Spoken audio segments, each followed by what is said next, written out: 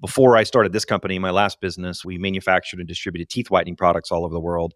And we ended up having a product disaster happen. One of our products that we had done thousands of units, one of our manufacturers changed a component, and we ended up sending about 10,000 kind of defective products all over the world. And cash got tight, things got lean, and I had to learn about this whole offshore outsourcing gig economy world to really help save the business. And so in that journey, I ended up getting educated about it and learning about working with these resources and individuals.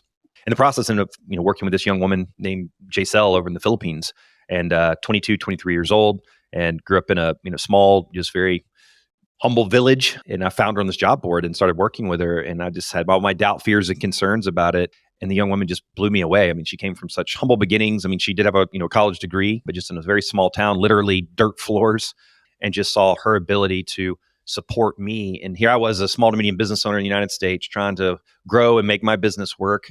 And I was able to get an affordable resource. And then she was making more money she'd ever made before by what I was paying her. So it was kind of this win-win experience. And I was like, wow, did I get a unique situation here? And then I hired a second and a third. And I found that if you treat people well and you create a career path and opportunity for them, that it can be replicated. Funny enough, that young woman who we started with, I mean, the business is 4 years old as of a couple months ago, and we've grown to 500 employees in 4 years. And that young woman who was 22, 23 is now my COO, president of the entire organization. So I share all that in that seeing the career path and opportunity it's created for her. I mean, she actually just, got married not too long ago, was able to build a home from scratch, which is kind of unheard of in a lot of times, and actually bought an investment property. And we've seen that with other employees that we've ended up hiring. I got a picture from one of our managers that, showed a picture of a car, and he was actually he didn't buy one for himself. And this is how humble and forward thinking the Filipinos are. He bought a car for his parents. And he said, this is the first time any of my friends have been able to kind of do this.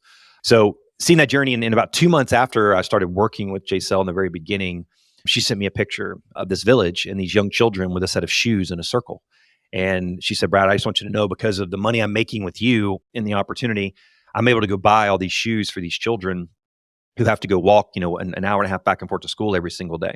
And it just connected the dots, and it was just a win-win-win-win for me, for her. And then she was even giving back into her community. And I said, Jess, I don't know where this whole business is going to go. And at that point we had 3 or 4 people, but I want to create something, harking back to sort of my give back things that I did with the breast cancer initiative and so forth, is how can we weave that into this business? I don't know where we're going to grow this business, Jaisel, but I want to do something around that. And so we ended up making that a big part of our initiative going forward, is investing in the community. And at about the same time, I got a chance to do a think tank at the headquarters of the United Nations. So I'm a part of a group called Entrepreneurs Organization, and brought about 200 entrepreneurs to the headquarters of the United Nations to understand about the Sustainable Development Goals, which I didn't even know anything about before beginning this process. And just realized it was a framework, these 17 Sustainable Development Goals that touch everything related to our planet and humanity, that creates a framework of how you can have purpose and impact. Took that framework, brought it back to our team, and I said, hey, as we grow, so we hired a full-time person. So every quarter, we interview our employees and ask them, what do they care most about? Actually, my last trip to the Philippines, they chose life on land. So we went and planted over 150 trees together to offset carbon emissions. So it was weaving in a for-profit business of what we're doing, but also giving back in the community. And when I got a chance to go there recently, and I interviewed probably 20 or 25 of our employees and just asked about their life, their journey, what brought them to us, and just hearing the incredible stories, life-changing stories of these individuals. That's why this is the most passionate I've ever been of anything I've done as an entrepreneur. So to go back to your original question, why that goal is because it is a massive, to your point, a multiplier. When we provide a job for one of our Filipino staff, because we hire them as full-time employees, so we pay their health insurance, pay their benefits, it's providing support for their families. It impacts them, it impacts their children, it impacts everybody in their ecosystem.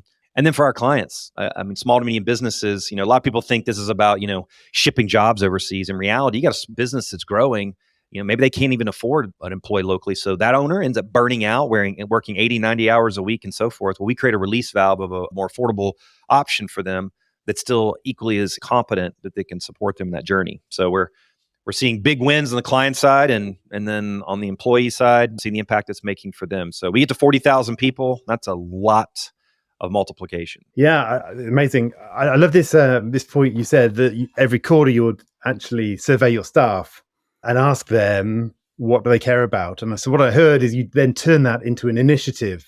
You actually turn that into something that you can do to make a difference in the community or in the world.